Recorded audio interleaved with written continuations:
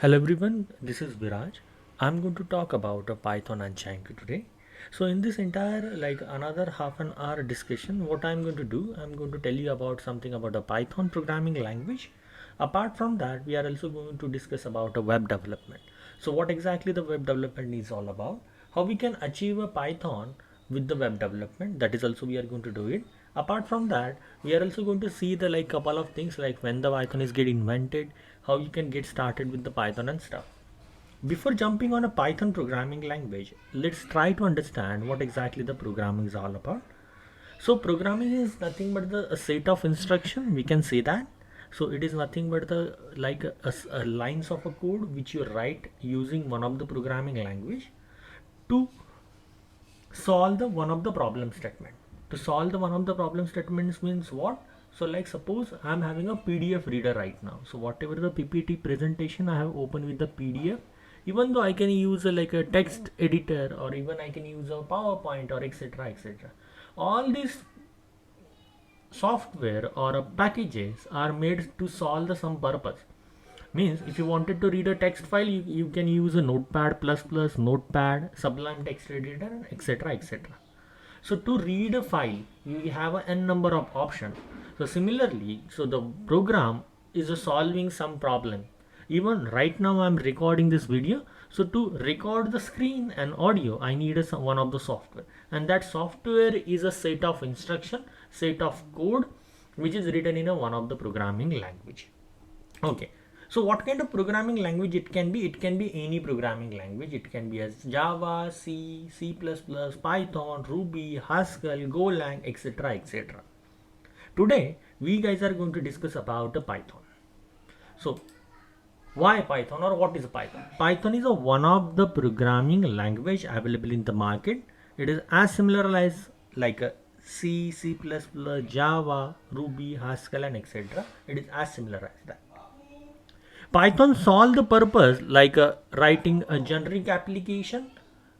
Means you can write a generic application using a Python. Apart from that, you can develop a websites using a Python. You can develop a desktop based application. Even you can do the testing, manual as well as automation testing, you can write it. Apart from that, you can develop a game and many more. So Python serves multiple areas. So it is not restricted to the single one. So you can have a problem statement and probably the Python can solve it.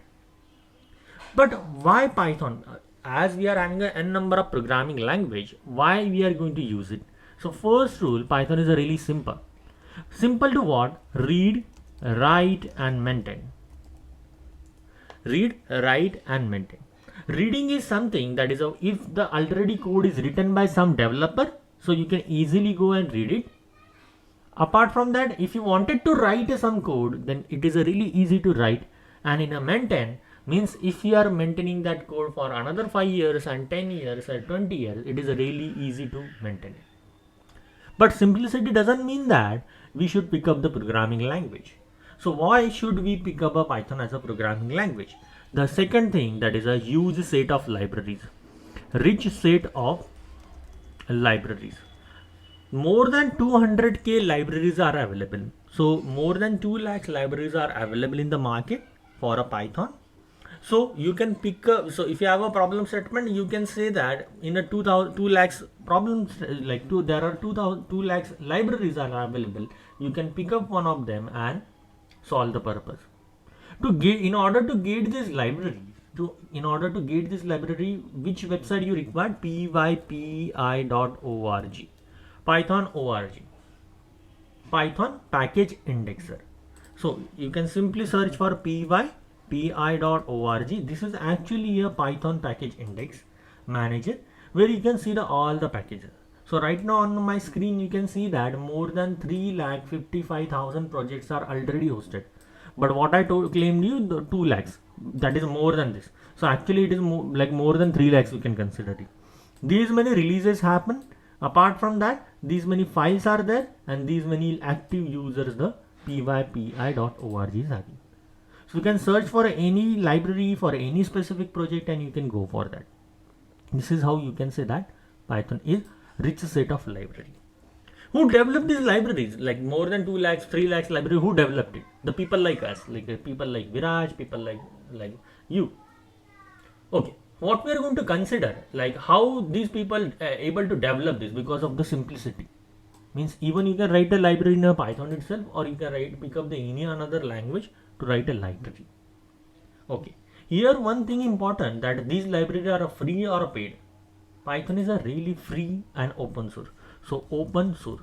So you don't have to pay a single penny to the Python. It is a free. You can download a Python source code as well.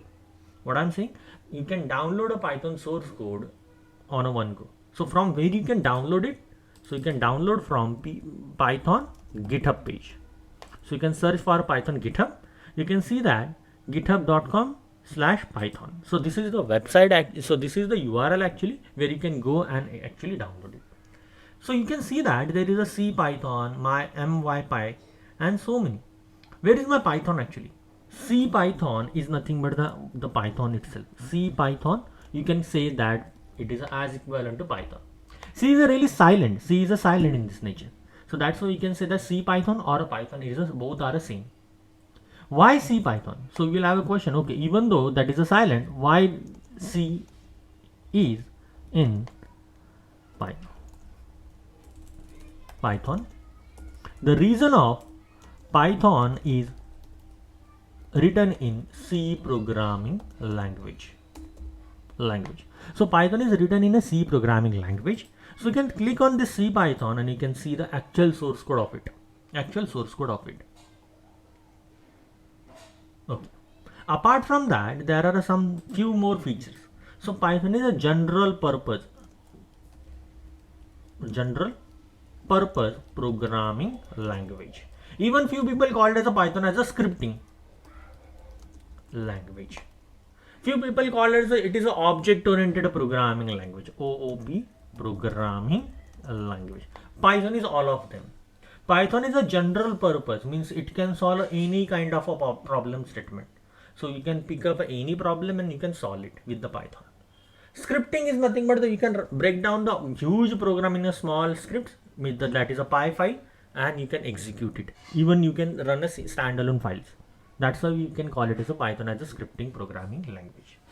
Apart from that, object oriented programming. Python do support object programming paradigm. So object oriented come up with the classes, inheritance, polymorphism, encapsulation, abstraction, etc. These we are going to yet to discuss, that we will discuss when actually sessions get started. Okay. So these are the few fundamentals why anybody is going to pick up as a Python as a programming language. Definitely there is a competition between the ease of this programming languages, Python versus Java, Python with Golang, Python with Haskell, and every language or every programming language has its own advantage and disadvantage. So Python is having these many advantages. There are some disadvantages. Python is not a faster programming. So there is a myth that is people have. Python is a really fast programming language. Means whatever the execution is going to happen, that is really fast. No, that is not possible in the Python. That is something that is definitely Python takes a time to execute a program, but that doesn't make the Python in this. So that actually is not a biggest disadvantage. Even though Python is slower than the other programming language, still Python is really popular because of these features. So now the today's era is more related to the data world, more to the web world. So that's why there are the libraries, whatever the famous libraries are available in the Python. So that's why the Python is really famous. Like that's what people are preferring, and it is easy to read, easy to write, and easy to maintain.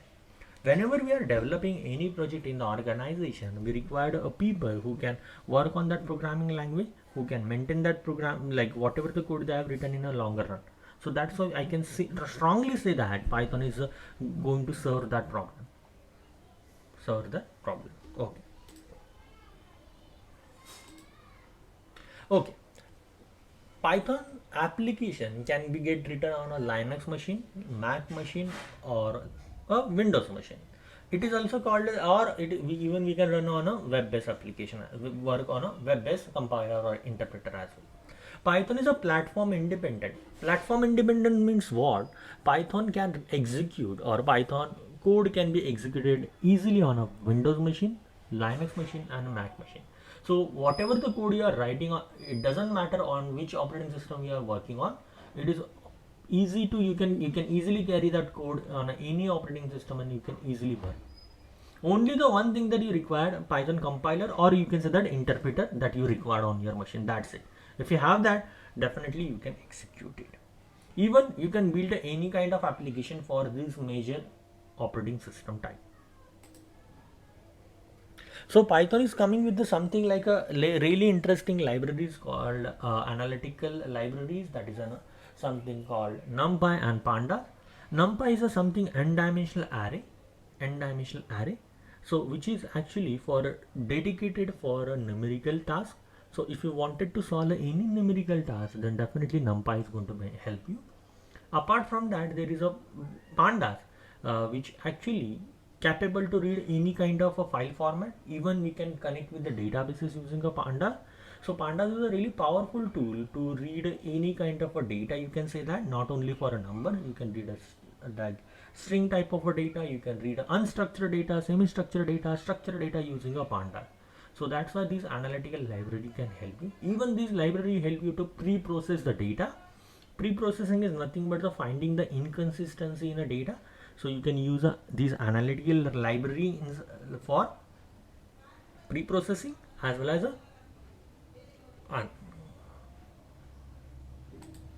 okay. So you can see the NumPy and Pandas. Apart from that, there is something called the data visualization or a visualization library. If I'm just typing on a Google, if I'm just going on a Google, and if I'm just typing like TCS share price, you can see that something graph. So today in the morning it was a 3791.55. Now it is currently 3736.30. So what is this? Today the share is actually going in a minus, that is a 43.50 paisa. So this is how, this is nothing but the visualization. These spikes are nothing but the visualization. These are data. So these graphs are actually coming from the data. So what we are going to do, we are going to actually using the NumPy and Panda to pre-process it, and visualization library like Matplotlib and Seaborn for showing this graph. But today the agenda is not for analytics or not for a data visualization. Our entire aim is to understand how we can achieve a web development with the Python, how we can develop a web-based application. In order to work on a web-based application, Python come up with so if you wanted to really become a web developer, so Python come up with the two important framework. One is a Flask and one is a Django. So Flask and Django are both a web-based library. Flask and Django both are a web-based library which are made for a static as well as a dynamic website. So whenever you are discussing about a web development, so first thing that is going to come into your mind, what kind of website you wanted to build. The website can be a simple, that website can be something like just a hello world. The website can be like something like a Flipkart, Amazon or Facebook or etc. where the user can interact. So that's why what we do, we categorize the websites into two things. One is a static, one is a dynamic. One is a static, one is a dynamic. So static websites are only hosted which just load the static content, means the text or the content is not going to change. Whereas a dynamic website, the content is always going to get updated or modified or changeable. Flipkart, Amazon, Snapdeal, etc. all these websites are a dynamic website, comes under the dynamic website. Whereas if a Viraj want to build his portfolio, then what it is going to be? It is going to be static website. The information never going to get changed. The changes are really minimal. So that's why we can build a static website. So for these, you have two important libraries. So two important libraries. First one is a Django and second one is a Flask. So each one is having their own advantage. I will first discuss about a Flask and then I will going to jump on a Django. Flask is a really lightweight web framework. The purpose is simple. Flask is actually made for a static and small scale website. Flask is used for a static web development website development, and at the same time it is used for a dynamic website, but scale is a small. Means the website is a dynamic in nature, but only it is going to solve a smaller problem. The problem will be the small and the scale will be the small. Then definitely you should pick up a Flask. But current market era is more into the solving the bigger problem and large scale problem statement. The companies are solving a larger scale problem. Then this is not, Flask is not a best suitable for you. There are a n number of reasons actually. There are multiple reasons that why you should not pick up. So why you should not pick up the Flask? Why you should pick up a Django? You should pick up a Django? Django come up with the same thing, but Django can also serve a static website, serve a static website, as well as serve the dynamic website. Means we can develop a dynamic website with the Django, but the scale is large. Means scale, so it is a scalable application, we can develop it. How it is possible that we can develop a scalable application? Because of the Django gives us a pre-built-in structure. Django provides structure. So Django come up with the basic building block. It is going to come up with all the basic structure that every application required, and that's why the Django is really popular. Django also come up with something that is an admin panel.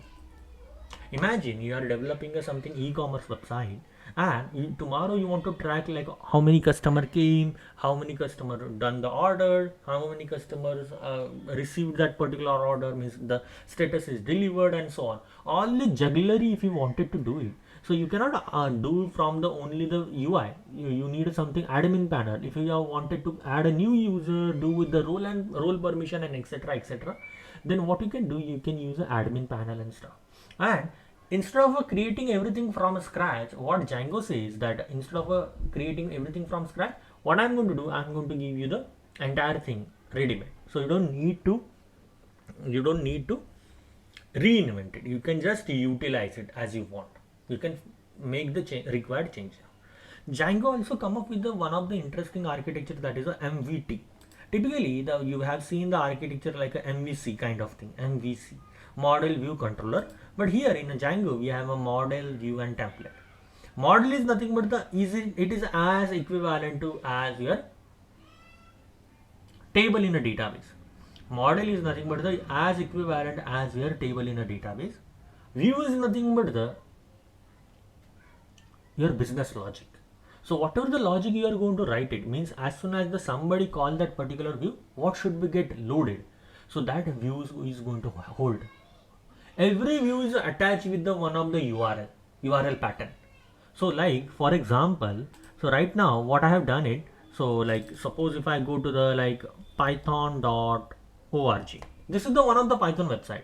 As soon as I'm clicking on this web page, what we are able to see, this web page. This is coming from somewhere. This is a HTML content, HTML body. This is nothing but the template. What is a T stand for, and from where it is coming on a /URL. If you click on a download, you can see that URL is get changed. So this URL is mapped with one of the views, which is actually having some business logic. Okay. So this is stand for M for a model, which is equivalent to your table. View is nothing but your actually business logic. T for a template. Template is nothing but actually your HTML code, which is get rendered from the view, So don't worry guys, definitely we are going to discuss these concepts in detail, like what is a render, what all this concept is all about. All these things we are going to discuss it. Don't worry. Okay.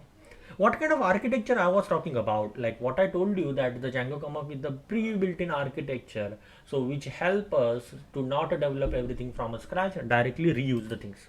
So this was the two important terms whenever you get started with the Django. First one is a project and second one is an app. Definitely guys, we are going to discuss in detail what exactly the project is all about, what is the app, what are these files, what are the file structure and everything. So project is a collection of apps. So what I can say, if I wanted to build a website like a Flipkart, so Flipkart is my project. Under the Flipkart, add to cart is a one of the functionality, user login is a one of the functionality, order is a one of the functionality, email notification is a one of the functionality. All these functionality we can say that that is a n number of app, and what we can say that this project is nothing but the Flipkart. So for on my screen you can see that my website is a my project and my app is nothing but the app under my project. So there can be n number of app one project can have. The project come up with the default structure, that is a something like a setting file. So all the common configuration will be going to be reside over there. Means all the password, then authentication, all this mechanism will be going to in a setting.py. URL is nothing but the entry point for their entire application. Then WHGI is nothing but the web server gateway interface. This is actually help you to deploy this application on a cloud platform, which can be AWS, GCP, and etc. Apart from that, db.sqlite, which is by default database, come up with the Django. So even you can replace with the MySQL, Postgres, and etc. Manage.py is responsible for running the application on a local machine. Whenever you wanted to run your project, you can use this file and run the project. Apart from that, there is a app is having a something that is a admin.py, which is get connected with your admin panel. Apps.py, which is an entry point for your app. Then models.py, which is having all your table structure. So we are going to use ORM queries and stuff, object relational mapping. You are not going to create tables manually, like create table name, something like that. You are not going to fire on it, like whatever the database you are going to use it. We are using a migrations command. Automatically table structure, automatically entire thing are going to get written on the database level. So we don't have to do that manually. Typically, previously, like if you are coming from the computer background, or if you just know the database thing, what we do, we create table name, and then we insert the data manually and stuff. But with the models.py, everything is going to get solved easily. So you just need to write some classes which are going to have attributes, and these attributes are nothing but the columns which pointing to the one of the data type. Test.py is nothing but the for testing. If you wanted to write some sanity or a validation test case, views.py is nothing but the actually your business logic. Okay. So we have talked a lot about this, like what exactly the Django is, static and dynamic website. We can build it. MVT architecture model view template. We have discussed about a project and app. Before jumping on like a Django, what one thing that you should get hands on, a Python. So we are going to complete the Python first. Python fundamentals, like what is a variable, what are built-in functions, what is a print and stuff. All these fundamentals we are going to cover, like each and every topic, like conditional statement, for loop, object-oriented programming, functions, built-in function like lambda, map, filter, reduce, etc. Database connectivity, exceptional handling, file handling, and so on. Once we get a good hands-on on a Python, then we are going to jump on a Django. Then we are going to understand what is a virtual env, how to install the libraries, how we can take advantage of these 2 lakhs libraries or more than that, how we can install any library and get implemented on our local system. All these things we are going to do it. Okay, at the end of the day, in a Django, we are going to build one of the major project which can be a e-commerce website, or which can be for a healthcare domain, and depend on the situation. So guys, we are going to build an entire project which is going to have n number of apps under a single project, where we are going to do the notification framework, authentication, login, all these things we are going to develop it. So okay, before signing off, just wanted to tell you that there are 2 different ways to you can get downloaded or get started with the Python. One is a vanilla Python. You can go to the python.org and you can download the Python, which is a 10.2. 3.10.2 is the latest version. You can get it. This is how you can get started. You can download this version. Apart from that, in an entire series, what we are going to use, an Anaconda Python. So Anaconda Jupyter Notebook. Either we can use Anaconda Jupyter Notebook, or there is something called as a Google Colab. So you can use one of them and get started with the Python and Django. So you can go this website and you can just simply scroll it down and download it. So you can simply scroll it down and you can download based on your operating system type. If you are not sure about what kind of operating system I am having and how I am going to go, so guys, what you can do, you can go to the my computer properties and you can see system type equal to 64-bit, and then you can download this. Then you can download this. So this is how we are going to go. So first we are going to complete the fundamentals of a Python, which we can consider as basic and advanced things in a Python. After that, we are going to go for a Django, which is one of the web development framework, and where we are going to develop a website, which is going to be a dynamic website. Okay, so thank you so much guys for your valuable time. So see you in the session. Thanks.